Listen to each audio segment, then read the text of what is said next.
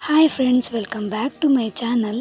ಈ ವಿಡಿಯೋನ ಪೂರ್ತಿಯಾಗಿ ನೋಡಿ ಯಾವ ಥರ ಇಂಗ್ಲೀಷ್ನಲ್ಲಿ ಓದೋದು ಮತ್ತು ಬರೆಯೋದು ಅಂತ ಈ ವಿಡಿಯೋದಲ್ಲಿ ನಾನು ತಿಳಿಸ್ಕೊಡ್ತೀನಿ. ಇಂಗ್ಲೀಷ್ ಆಲ್ಫಾಬೆಟ್ಸಲ್ಲಿ 26 ಲೆಟರ್ಸ್ಗಳಿವೆ. ಇದು ನೋಡ್ತಾ ಇರ್ಬೋದು ಕ್ಯಾಪಿಟಲ್ ಲೆಟರ್ಸ್, ಇದು ಸ್ಮಾಲ್ ಲೆಟರ್. ಆಲ್ಫಾಬೆಟ್ಸಲ್ಲಿ 2 ಟೈಪ್ಸ್, ಓವೆಲ್ಸ್ ಆ್ಯಂಡ್ ಕಾನ್ಸನೆಂಟ್ಸ್ ಅಂತ, ಸ್ವರ ಮತ್ತು ವ್ಯಂಜನಗಳು. ಇವುಗಳಲ್ಲಿ ಓವೆಲ್ಸ್ ಯಾವುದು ಅಂತ ನೋಡೋಣ, ಸ್ವರಗಳು ಯಾವುದು ಅಂತ ನೋಡೋಣ. ಇಲ್ಲಿ 26 ಲೆಟರ್ಸಲ್ಲಿ 5 ಸ್ವತಂತ್ರವಾಗಿ ಉಚ್ಚರಿಸುವ ಅಕ್ಷರಗಳು ಇರ್ತವೆ. ಅದೇ A, E, I, O, U. ಇವು ಸ್ವರಗಳು ಅಂತ ಕರೀತಾರೆ. ಆಲ್ಫಾಬೆಟ್ಸಲ್ಲಿ ಯಾವ ಥರ ಉಚ್ಚರಿಸೋದು ಅಂತ ತಿಳಿಸ್ಕೊಡ್ತಾ ಹೋಗ್ತೇನೆ. ಆಲ್ಫಾಬೆಟ್ಸ್ನ ಯಾವ ಥರ ಉಚ್ಚರಿಸೋದು ಅಂತ ಈ ವಿಡಿಯೋದಲ್ಲಿ ನೋಡೋಣ. ಈಗ ನೋಡಿ, ಎ ಇದನ್ನ ಎ ಆ ಅಂತ ಉಚ್ಚರಿಸ್ತೀವಿ. ಬಿ ಬು ಅಂತ. ಸಿ ಚ ಕ ಸ.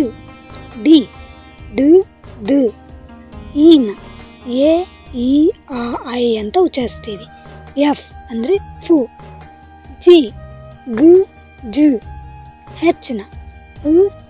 ಐನ ಇ ಐ. ಜೆ ಜ. ಕೆ ಕ.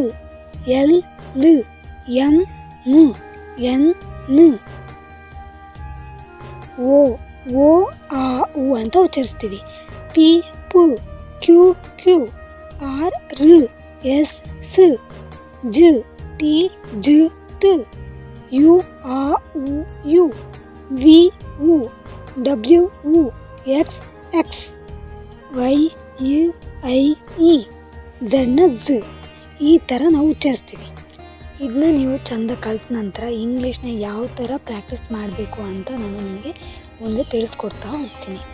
ನಿಮಗೆ ಇಲ್ಲಿ ಕಾಣ್ತಾ ಇದೆಯಾ, A E I O U ಓವೆಲ್ಸ್ನ ನಾವು ಈಗ ವ್ಯಂಜನಾಕ್ಷರ ಕನ್ಸೋನೆಂಟ್ಸ್ ಅಂತ ಹೇಳ್ತೀವಲ್ಲ, ವ್ಯಂಜನಾಕ್ಷರ ಜೊತೆ ಈ ಪದಗಳನ್ನ ಸೇರಿಸ್ತಾ ಹೋಗೋಣ. ಈಗ ನಾವು ಫಸ್ಟಿಗೆ ಎ ಪದನ ಸೇರಿಸೋಣ, ಆಮೇಲೆ ಇ ಐ ಓ ಯು ಈ ಥರ ಸೇರಿಸ್ಕೊಂಡು ಹೋಗೋಣ. ಪಿ ಎ ಅನ್ನೋ ಅಕ್ಷರ ಯಾವ ಥರ ಉಚ್ಚಾರಣೆ ಆಗುತ್ತೆ ನೋಡಿ. ಬಿ ಎ ಬ ಅನ್ನೋ ಅಕ್ಷರ ಉಚ್ಚಾರಣೆ ಆಗುತ್ತೆ. ಸಿ ಎ ಸಾ ಕಾ ಕ್ಯಾ ಅನ್ನೋ ಅಕ್ಷರ ಉಚ್ಚಾರಣೆ ಆಗುತ್ತೆ. ಡಿ ಎ ಡ ದ. ಇಲ್ಲಿ ನೋಡಿ, ಇ ಎ ಬಂದಿದೆ, ಇದು ಓವೆಲ್ಸ್, ಇದು ಇಲ್ಲಿ ಬೇಕಾಗಲ್ಲ. ಎಫ್ ಎ ಫ. ಜಿ ಎ ಗ ಜ.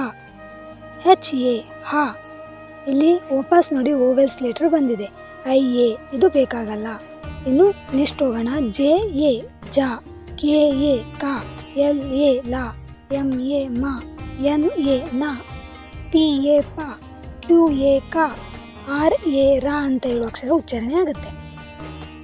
ಎಸ್ ಎ ಸ. ಟಿ ಎ ಟ. ಬಿ ಎ ವ. ಡಬ್ಲ್ಯೂ ಎ ವ.